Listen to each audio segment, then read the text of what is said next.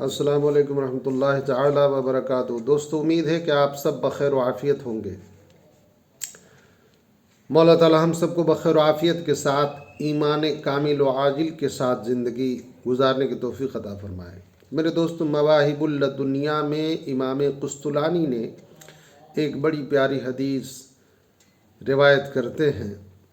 فرماتے ہیں کہ قیامت کے دن کچھ قرآن کے عالم، کچھ قرآن کے حافظ ایسے ہوں گے جو اپنے گناہوں کی وجہ سے، اپنی غلطیوں کی وجہ سے جہنم میں سزا کاٹنے کے حقدار ہوں گے۔ رب تعالیٰ فیصلہ کر لے گا کہ ان سب کو جہنم میں ڈال دو، مگر جہنم میں ڈالنے سے پہلے رب تعالیٰ ان کے دلوں سے ذکر مصطفیٰ مٹا دے گا، بھلا دے گا۔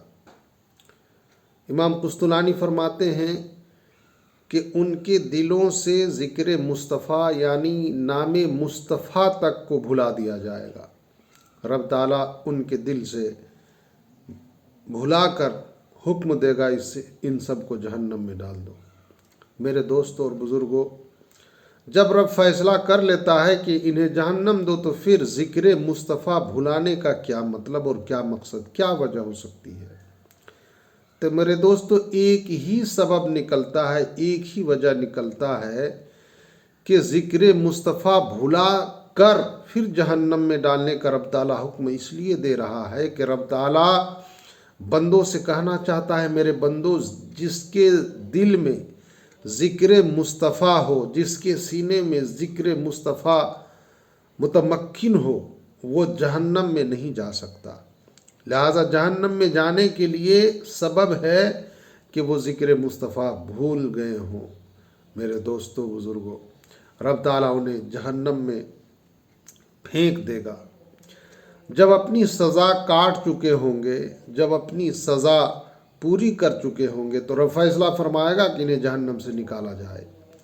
لہذا فرمایا جاتا ہے کہ رب تعالیٰ حضرت جبریل امین کو حکم دے گا کہ جبریل جاؤ اور انہیں مصطفیٰ جان رحمت کا ذکر یاد کراؤ، مصطفیٰ جان رحمت کا نام یاد کراؤ۔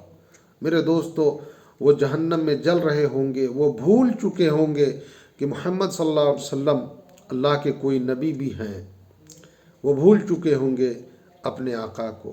لہذا جب ان کی سزا پوری ہوگی، جبریل امین خدا کے حکم سے جائیں گے اور انہیں نبی کا ذکر یاد کرائیں گے، نبی کے نام کا ورد یاد کرائیں گے۔ جیسے ہی نبی پاک جناب محمد رسول اللہ صلی اللہ علیہ وسلم کا نام سنیں گے، یا محمد یا محمد، وہ پکار اٹھیں گے، ذکر مصطفیٰ کے دھن میں مست ہو جائیں گے، اپنے نبی کو پکار اٹھیں گے، یا رسول اللہ مجھ پر رحم کیجئے، ہم پر کرم کیجئے، جہنم سے بچا لیجئے۔ میرے دوستو، جیسے ہی ذکر مصطفیٰ شروع ہوگا، رب تعالیٰ حکم فرمائے گا جہنم کو، جہنم ٹھنڈی ہو جا۔ جس دل میں، جس زبان میں ذکر مصطفیٰ ہو، ہم اس کو جہنم کی عذاب نہیں دے سکتے۔ جہنم کا میرے دوستو عذاب ختم ہوگا، جہنم کی آگ بجھ جائے گی، اور پھر ذکر مصطفیٰ کی بدولت وہ جہنم سے نکال کر جنت میں ڈالے جائیں گے۔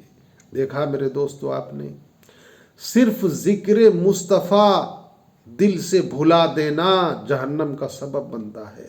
لہٰذا میرے دوستو، اپنے دل کو محبت رسول سے بھر دو، اپنے دل کو محبت رسول سے کوٹ کوٹ کر میرے دوستو جما لو، تاکہ سوتے جاگتے، اوڑھنا بچھونا ذکر مصطفیٰ ہو جائے، کھاتے پیتے ذکر مصطفیٰ کرو۔ میرے دوستو، آخرت میں یہی نجات کا سامان اور سبب بن سکتا ہے۔